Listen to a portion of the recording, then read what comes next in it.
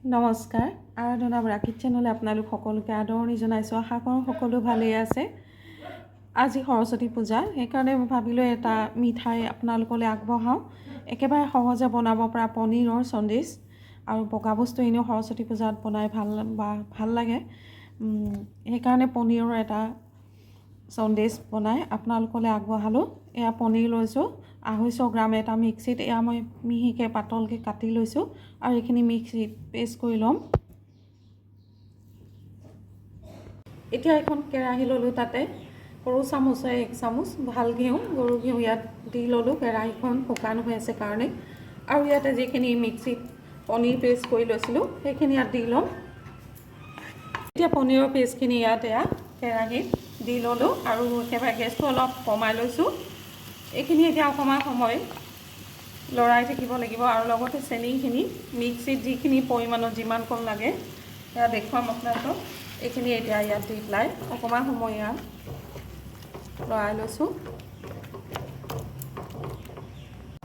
ইয়াতে চেনি 50 গ্ৰামমান হ'ব, মিক্সিত এয়া গুড়ি কৰি ল'লোঁ, আৰু এইখিনিও ইয়াতে দি দিছোঁ।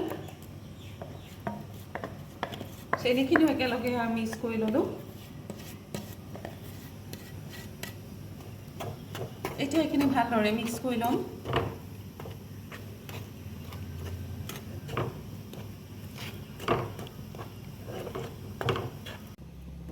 এতিয়া ইয়াত এয়া লৰাই থাকিলোঁ, আৰু চেনি আৰু পনীৰখিনি এয়া দেখিছে পানীখিনি একেবাৰে শুহি গ'ল।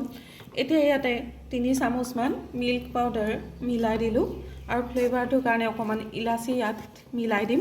একেবাৰে সহজ, আপোনালোকে বনাব যিসকলে বনোৱা নাই, আৰু আজি সৰস্বতী পূজা বুলি আপোনালোকে বনাবও পাৰে।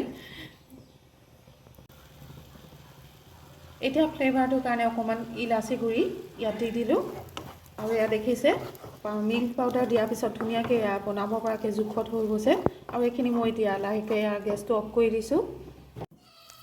এতিয়া এইখিনি এটা বললৈ নমাই দিলোঁ, আৰু এইখিনি ইয়াত দেখিছে অকণমান ঠাণ্ডা হ'ল, আৰু চেনি আৰু পনীৰখিনি মিক্স হোৱাৰ কাৰণে অকণমান গোটা নিচিনা হৈ থকাৰ কাৰণে আৰু অকণমান আটা মৰা নিচিনাকৈ আমি মিহিকৈ হাতটো ধুই লৈছোঁ তাৰ আগতে, আৰু এইখিনি এইদৰে মিহিকৈ মাৰি ল'ব লাগিব।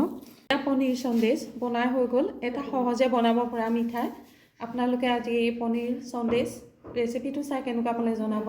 ভাল পালে লাইক কৰিব, শ্বেয়াৰ কৰিব, আৰু যিসকলে মোৰ চেনেলটো নতুনকৈ পাইছে ছাবস্ক্ৰাইব কৰা নাই, প্লিজ ছাবস্ক্ৰাইব কৰিব নাপাহৰিব।